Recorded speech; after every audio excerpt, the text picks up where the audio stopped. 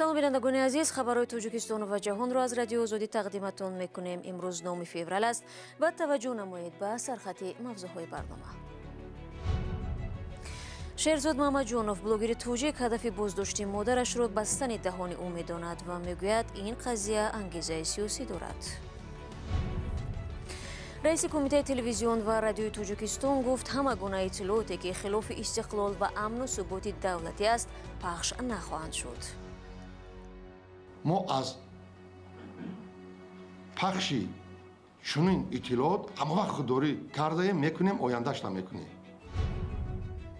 ва кумитаи ҳолатҳои фавқулоддаи Тоҷикистон хабар дод ки дар ноҳияи Ҷалолиддин Балхии вилояти Хатлон барои паноҳҷӯёни афғон паноҳгоҳи махсус месозанд. мақомоти интизомии Русия дар пайванд ба ҳамла ба фурӯшгоҳи Петерочка дар канори шаҳри Истраи вилояти Москав 4 нафарро дастгир карданд. дар ин ҳодиса як зани 52 сола ҷон бохта, 2 каси дигар, мудири фурӯшгоҳ ва шавҳараш захмӣ шуданд. ҳамла шаби 9 феврал рух додааст. хабаргузории РИА Новости навишт ки ҳамлаварон сокинони яке аз кишварҳои наздик ҳастанд. баъзе аз расонаҳои русӣ бо такя ба манобеи худ аз ҳамлаварон зодагони Осиёи марказӣ ва чанде дигар шаҳрвандони Тоҷикистон ном бурданд. хабаргузории РИА Новости навишт ҳамлаварон 96 000 рубли русиро дуздида, вале дар 50 километрии ҳодиса дастгир шуданд. ба онҳо муҳлатҳои дарози зиндон таҳдид мекунад. пайвандони шоҳида Мамаҷонова, ҷавонзани тоҷик ки ба ифротгароӣ муттаҳам мешавад, мегӯянд иттиҳоми эълон кардаи мақомотро қабул надоранд. мақомот ба модари Маҳмаҷонова гуфтанд духтараш ба ҳамкорӣ бо гурӯҳи 24 гумонбар дониста мешавад. вазорати корҳои дохилӣ шоми 8 феврал ва баъди 6 рӯзи нопадид шудани зан тасдиқ кард ки ӯ боздошт шудааст. Шерзод Мамаҷонов, блогери муқими Олмон ва писари зани боздоштшуда мегӯяд ҳабси модараш ҷилои сиёсӣ дорад.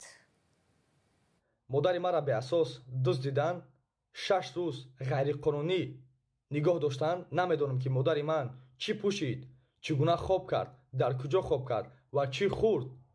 оё дар вақташ намозҳоша хонд ё ки на, мо хабар надорем. пас аз ин ҷиноятҳои худ мехезанд, мегӯянд ки Маҳмаҷонова шоҳида нисбати ӯ парвандаи бо моддаи 307 қисми 2 кушода шудагӣ аст, аммо намегӯянд ки барои кадом кор ё ин ки не. дар айни замон вазорати корҳои дохилӣ дар изҳороти худ нисбати Шерзод Маҳмаҷонов гуфт ки ӯ блогер ва ё ин ки оппозитсионер набуда, балки барои содир намудани ҷиноятҳои дорои хусусияти экстремистӣ террористӣ дар ҷустуҷӯ қарор дорад. аммо блогери муҳоҷири тоҷик мегӯяд ҳадаф аз ҳабси модараш маҳз блогҳои ӯ мебошанд. ин парвандаро нисбати модари худам политически мотивированӣ медонам, чунки гунаҳгори аслӣ ман ҳастам ва мехоҳанд ки фаъолиятҳои маро манъ кунанд, чунки фаъолиятҳои ман бо ҷавонони тоҷик беҳад зиёд шуда истодаанд ва аз ин ки ҷавонони тоҷик боз ҳам бо фаҳму боз ҳам босаводтар мешаванд, ҳукумати ҷумҳурии Тоҷикистон як тарси бузурге дорад. масъулини эътилофи созмонҳои ҷамъиятии зидди шиканҷа ва беҷазоӣ мегӯянд барои Маҳмаҷонова вакили дифоъ ҷудо карданд, вале адвокат бо Маҳмаҷонова то ҳол вонахӯрда ва бо парванда ҳам ошно нашудааст. дастгир шудани шоҳида Маҳмаҷонова ин танқидро бори дигар сари забонҳо кард ки мақомот аз наздикони мухолифин ҳамчун абзори фишор истифода мекунанд. мақомот дар гузашта ин гуна интиқодро рад карданд. кумитаи телевизион ва радиои Тоҷикистон мегӯяд пахши гузоришҳо дар бораи ҷанҷолҳои марзӣ бо Қирғизистон ва ҳаводиси охир дар вилояти мухтори Кӯҳистони Бадахшон хилофи арзишҳои ватандориву сулҳу суботи кишвар мебошанд. ин ҳарфҳоро Нуриддин Саид 8 феврал баён дошт. бинандагону шунавандагон, дар навбати худ телевизион ва радиои давлатии кишварро ҳамвора ба пахши матолиби якҷониба айбдор мекунанд. Нигораи Фазлиддин бо тафсилоти бештар. марҳамат, савол чи? якта савол. ширкаткунандагони нишасти хабарии раиси радио ва телевизиони Тоҷикистон Нуриддин Саид шоҳиди он шуданд ки гоҳе фақат як суол ҳам метавонад баёнгари ҳамаи равандҳо бошад. он суол ин гуна буд: чаро телевизионҳои Тоҷикистон масъалаи баҳси марзиро бостор намедиҳанд? من در نظر دارم حوادثی آخری که در مرز تاجیکستان و قرقیزستان بود. پاسخ رئیس کمیته به سوال خبرنگاری از یا پلوس مذهب جمعه چنین بود: ҳама гуна иттилооте ки хилофи истиқлолияти давлатии мо аст, хилофи амну суботи давлати мо аст, хилофи ташаккулёбии миллати мо аст, худшиносии миллии мо аст, ифтихори ватандории мо аст, шаъну шарафи шаҳрвандии мо аст. мо аз пахши чунин иттилоот ҳамавақт худдорӣ кардаем, мекунем, ояндашта мекунем. А радиои озодӣ ӯ чизи дигара. моро ченакои худатон кутӣ чен накунед. Марамад шунамонидем. ол як дақиқа шуд, як дақиқа савола додӣ, ором шавед. дар нишасти хабарӣ маълумоти зиёд дода шуд, вале хабарнигоре ки суол карда буд аз посухи мансабдор қонеъ нест. танҳо як ду расонаи мустақил ё ба қавли байналмилалӣ ҳам байналмилалӣ буданд ки воқеаҳои марзиро соли гузашта ва ин сол бостоб доранд. Вале дар баробари ин телевизионҳои Тоҷикистон дар пахши танҳо бо пахши маълумотҳои расмӣ иктифо карданд. телевизиони Тоҷикистон ҳамчунин дар мавриди рӯйдодҳои ахири вилояти Мухтори Кӯҳистони Бадахшон низ ё хабар намедиҳанд, ё маълумоти якҷониба пахш мекунанд. коршиноси расонаҳо Манижа Қурбонова чунин сиёсати иттилоотиро чашмпӯшӣ аз ҳақиқат медонад. барои ин ки вақте ки журналистони мо наметавонанд ки ҳодисаҳои шудaiстодаро дуруст инъикос кунанду имконият барои онҳо имконият фароҳам ояд, он вақт ҳамин ҳодисаҳое мешавад ки қирғизо дар дигар расонаҳо, дар расонаҳои байналмилалӣ моро ҳамчун душман бароварда ба унвони агрессори, ба унвони гӯё ки мо марзи онҳоро вайрон карда бошем, ба ҳамин чиз моро муттаҳам мекунанд. телевизион ва радиои Тоҷикистон ниҳодҳои давлатиянд ва аз буҷаи кишвар таъмини молӣ мешаванд. бинандагон барҳост онҳоро ба пахши матолиби якҷониба ва бештар барномаҳои тафриҳӣ айбдор мекунанд. барномаро идома медиҳам. дар як соли охир дар Тоҷикистон беш аз 800 мина безарар гардонда шудааст. Рустам Назарзода, раиси кумитаи ҳолатҳои фавқулода, 9 феврал дар нишасти матбуотӣ дар Душанбе гуфт, ин миқдор минаву муҳимоти ҷангиро дар ноҳияҳои Дарвозу Шамсиддин Шоҳин ва Рашт ошкор намуданд. раҳбарияти кумита дар нишаст ба мавзӯи паноҳҷӯёни афғон низ дахл кард, ки эҳтимол аст ба хоки Тоҷикистон ворид шаванд. Алишер Зарифӣ ва Шаҳлои Абдулло тафсилот медиҳанд. раиси кумитаи ҳолатҳои фавқулодаи Тоҷикистон аз сохтмони паноҳгоҳи махсус дар ноҳияи Ҷалолиддин Балхи вилояти Хатлон хабар дод, ки барои паноҳҷӯёни афғон пешбинӣ шудааст. дар сурати омадани паноҳҷӯён онҳоро дар ин ҷо қабул хоҳанд кард. ҳоло ин танҳо як паноҳгоҳ аст, аммо дар оянда тасмим дорем ки чандин тои дигар ҳам бисозем ва дар ин замина ҷомеаи ҷаҳонӣ моро дастгирӣ кардаанд. сохтмони паноҳгоҳи махсус барои паноҳҷӯёни афғон дар ҳолест, ки феълан марзҳои Тоҷикистон барои қабули паноҳҷӯёни афғон баста аст. дар гузашта нигарониҳо аз бозпас гардонидани гурезаҳои афғон, ки дар пайи суқути Кобул бо дасти Толибон мехостанд ба Тоҷикистон паноҳ баранд, садо дода буд. масъулин дар бораи вазъи сохтмону афроде ки дар чунин урдугоҳҳо ба сар мебаранд, посухи пурра надоданд, вале илова карданд, ки дар он шахсони дигар ҳам метавонанд ба сар баранд.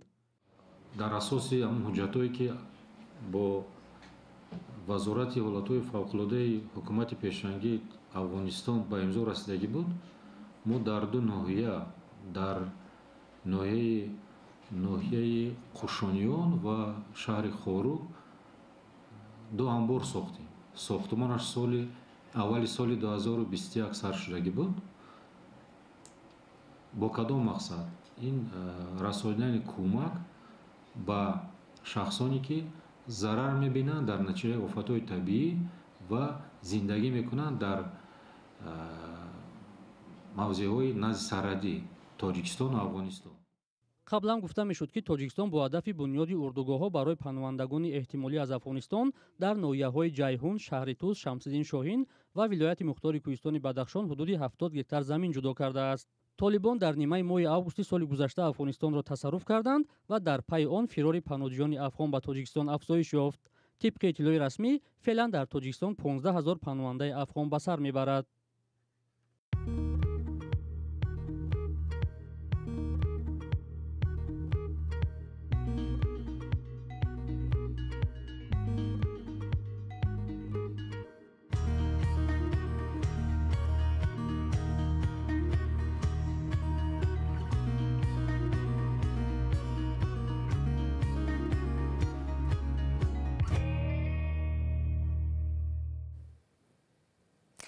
با گذشت بیش از 3 ماه سوختار در یک کارخانه عظیم کارکرد پخته در شمال تاجیکستان قضیه آن نهایی نشده است. تا حال گمانباران قصداً آتش زده یافت نشده و جبران به دهقانان پرداخت نگردیده است. قبلا پخته‌کاران به رادیو آزادی در این باره شکایت کرده و مقامات گفته بودند که کمیسیای با صلاحیت ولایتی در این مسئله کار کرده ایستاده است. رئیس نوی نویای مسجد در نشست خبریش در این باره جزئیات دیگر ارائه کرد که همکارم فرزان محمدی از آن یک گزارش تهیه نمود. حکومت ناحیه مسجد بعضی کارخانه‌های پخت تازه‌کنی ناحیه را موظف کرده است که در صورت مراجعت دهقانان ضرر دیده به آنها قسماً کمک کنند تا به کشت نوبتی زمین‌ها بی‌حاصل نمانند. پس از 3 ماه سوختار در کارخانه پخت تازه‌کنی مظفر کمپانی، پخته‌کاران و دهقانان میگویند نمی‌توانند مبلغ‌هایشان را بازپس بگیرند. این کارخانه کلانترین کارکرد پخته در شمال تاجیکستان که به صاحبکار سلیم میرزایف تعلق دارد و صبح 25 نوامبر سال گذشته به کام آتش رفت. در آن حاصل یک ساله صدها دهقانان قسما نابود گردید. کارخانه آماده است که مرحله به مرحله اون ضرری که خوشگوی دهقانان دیدگی‌اند همش برگرداند. لیکن یک باره صاحبکار این کار کردن نمی‌تواند. به گفته دهقانان سال گذشته حدود 300 نفر پخته‌کاران به کارخانه پخته سپرده و وضع همه‌شان یخخیله است. آدینه محمد سفروف رهبر خواجگی دهقانی سفر رازق یک از صدها دهقانان است که به این کارخانه 21 تانه پخته کارکرد شده سپرده و در صحبتش چند پیش گفته بود که با در نظر داشت مبلغ پیش پرداخت شده توانست همگی از 4 حصه زیانش را بگیرد. ولی او میگوید بیش از $30,000 دیگرش در دست مالکان کارخانه است و نمیتواند بازپس ستاند. 33% من دیگه به کله نمیگم، عقد زیاد من دادنم نمیتونم گفتاده رئیس زواد. مالکان کارخانه از زمان سوختار در مورد تقدیر مبلغ‌های دهقانان با روزنامه‌نگاران صحبت نکردند. ماه ینور وقتی به کارخانه آنها رفته بودیم گفتند که درباره شکایت دهقانان هیچ نظر نمیدهند. مقامات انتظامی ناحیه مسجد قبلا گفته بودند که این کارخانه را قصداً آتش زدند و نسبت به این حادثه پرونده جنایی باز شده، ولی هنوز کسی با گمان آتش زدن کارخانه بازداشت نشده است. به گفته مسئولان اداره سوختار خاموشکنی ناحیه زیان کارخانه همگی 46 میلیون سومانی حساب گردیده، ولی به آتش خاموشکنان میسر گردید که 1500 تای پخته را از سوختن امین دارند. یک تای پخته تا 200 کیلو وزن دارد. مساحت سوختار 450 متری مربع بود. قبلا یک مسئول حکومتی محلی به رادیو آزادی گفت که بیش از 1000 تانه پخته سوخته است، ولی سردار اداره سوختار خاموشکنی میگوید 700 تانه پخته نابود شد و 400 تانه دیگر را از علنگه آتش بیرون کشیدند. این هم در حالی است که سال گذشته نقشه پخته در ناحیه اجرا نگردید و به جای 12,500 گکتار تقریبا 9000 گکتار زمین‌های کشاورزی پخته کشت کردند و تمام. دهقانان این را به کمبود آب و مسائل دیگر ربط می‌دهند. فرزان محمدی، رادیو آزادی، ناحیه مسجد. سال گذشته 950 شهروند تاجیکستان در خارج از کشور وفات کردند. مسئولان خدمات مهاجرت با ذکر این آمار گفتند اکثر این افراد در روسیه درگذشتند. شیرین امانزاده وزیر مهنت، مهاجرت و شغل اهالی روز 9 فوریه ضمن نشست خبری در دوشنبه گفت سبب‌های مرگ شهروندان کشور به خصوص مهاجران گوناگون است، از جمله بیماری، رعایت نکردن قاعده‌های بی‌خطری و امثال این. بینندگان عزیز، در همین ثانیه‌ها برنامه اخباری آزادی را به پایان میبرم. تشکر از شما که تا این لحظه ها با ما بودید. خبر و گزارش‌های دیگر را میتوانید در سامانه رادیو آزادی تماشا کنید. یادتان نرود که فردا همه شما را در برنامه سرخط رویدادها منتظر خواهم بود. خود را احتیاط کنید از آن و خدا نگهداری هر یک شما.